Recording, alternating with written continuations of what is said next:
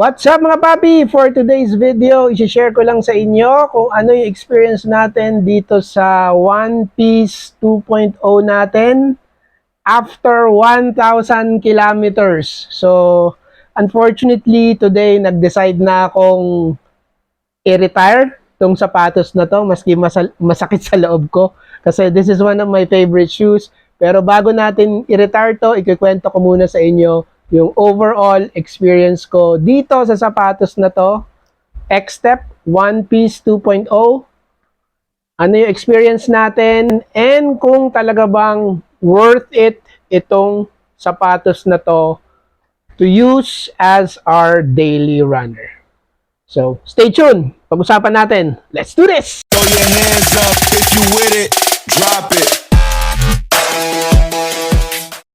So ayun na nga mga papi, dumating na yung kinakatakot natin na i-retire na natin tong X-Step One Piece 2.0 natin after more than 1,000 kilometers. But before we do that, pag-usapan muna natin yung love story ko dito sa sapatos na to. We'll talk about its durability, my experience in using it, the good and the not so good impression na nakuha natin while using this shoes as my daily runner. Unahin na natin yung durability after, yun nga, using and abusing it for more than 1,000 kilometers. So, eto na ang itsura ng outsole niya. Yan. So, ito yung left side. Pakita ko rin yung right side. So, kita niyo yung rocker ng forefoot niya. Sobrang pudpud na pudpud. Wala na yung outsole, actually. Tapos, ito yung heel part nung right side na shoes. Ayan. Kasi, pronation. Kaya ganyan ang itsura ng upod niya. Oh, yan yung left side. Yung left side nung heel, sobrang pudpud na. Diba? Understandable kasi 1,000 plus kilometers na to eh. Pero tingnan mo naman yung midsole niya.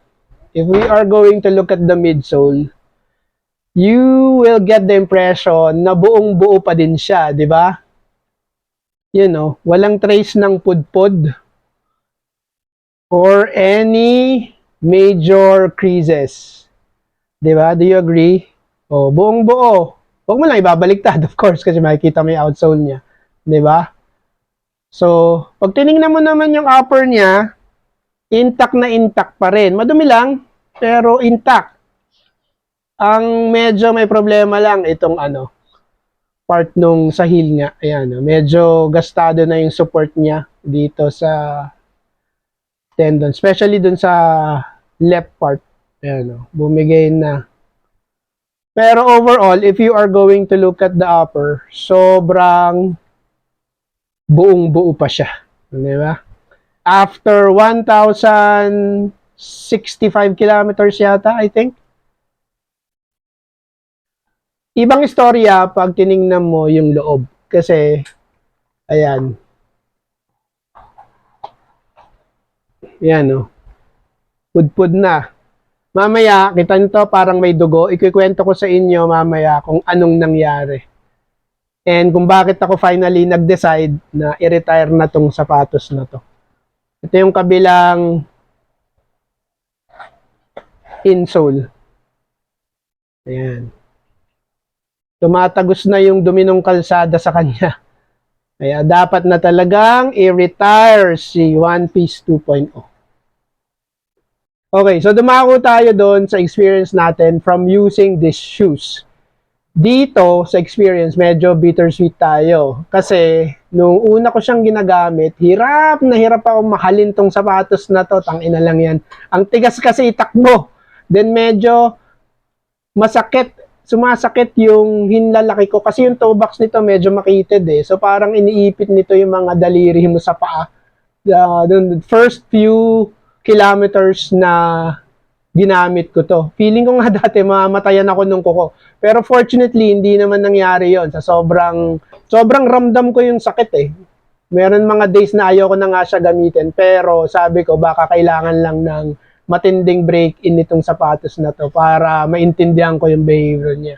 And then, yun nga, fortunately, di naman nangyari yung namatayan ako ng kuko, and naobserbahon ko lang na nararamdaman ko yung pain pag sobrang bagal ang pace ko sa pagtakbo. Pag ang pace ko dito sa sapatos na to, tumataas ng 7:30 pagka sobrang zone 2 running lang. Ayun, doon ko nararamdaman yung pain.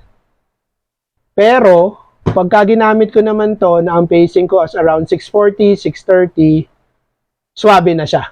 So, yun, doon ko naintindihan na itong sapatos na to is ayaw niya ng sobrang bagal na speed. Mas gusto niya yung moderate speed na pacing para shumot yung experience natin dito sa sapatos na to. And nalaman ko lang yun after around 600 to 700 kilometers. Doon naging maganda yung relationship ko dito sa sapatos na to. Nung umabot na siya doon sa ganong kataas na kilometer. So, sobrang late bloomer nitong sapatos na to. So, ayun na nga. So, nung umabot na ako sa 600 to 700 kilometers dito sa sapatos na to, sobrang gustong-gusto ko na siyang gamitin kasi lumambot na yung nylon plate niya. And ang tender na rin sobra nung midsole niya. So, pag bumabaksak yung paa mo sa pavement, salong-salo na. Salong-salo na niya. But as we all know, wala naman forever. And lately, napapansin ko, yung dumi ng kalsada, tumatagos na sa medyas ko. Ginagamit ko siya. Ayan, maitim na yan.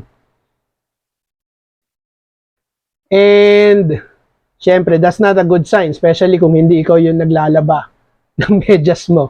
'Di ba? Perfect recipe 'yon para talakan ka ng asawa mo all day long for 8 hours. 'Di ba? At sasabihin sa'yo, sobrang hirap magpaputi ng medyas. So, feeling ko, kailangan na talagang, naririnig nyo, nagsasabi si Neri, tama. So, yun nga. So, feeling ko, finally, nag-decide na ako na kailangan i-retire ko na siya. Pero, labag na labag sa kaloobang kung tapusin ang love story natin dito sa sapatos na to. Kasi nag-i-enjoy pa akong gamitin siya eh. And then kaninang umaga, finally, nag-decide na talaga akong tapusin na itong sapatos na to. Ginamit ko siya kaninang morning for my usual 6 kilometer run. And parang, nung tumatakbo na ako, parang uneasy ako dahil may nararamdaman akong hindi tama. Sa hinliliit ko sa left foot, parang pinipisil yung hinliliit ko habang pag bumabaksak yung paa ko sa pavement. Parang tumutusok yung kuko ko. Yung kuko ng hinliliit ko sa isa pang daliri ng paa ko. So, hindi ko lang pinansin. Tinapos ko yung 6 kilometers. So, paghubad ko ng sapatos ko, pagdating ko sa bahay, may dugo na yung medyas ko. And ayan, may dugo rin yung insole. So, finally, nag-decide na ako na, i-retire na talagang itong sapatos na to. Ayoko pa sana, pero kasi nag-i-enjoy pa ako, pero need ko na siya talagang palitan. So, ang pinalit ko rito is yung Anta PG7. Medyo bulol-bulol pa tayo. Na ginawan ko ng initial impression sa kabilang vlog. Hanapin nyo na lang sa channel ko. Pero yun lang. Bago pa ako ma-injury, kailangan na natin tapusin ang love story natin dito sa X-Step One Piece 2.0. Alright. So, tumagal siya. Tinatanong ni Neri kung ilang taon raw tumagal. Tumagal siya ng 1 year and around 6 to 8 months at 1,065 kilometers. Tibay no? Yun lang. Thanks for watching. Till the next Moodle. Run, run, run, mga papi!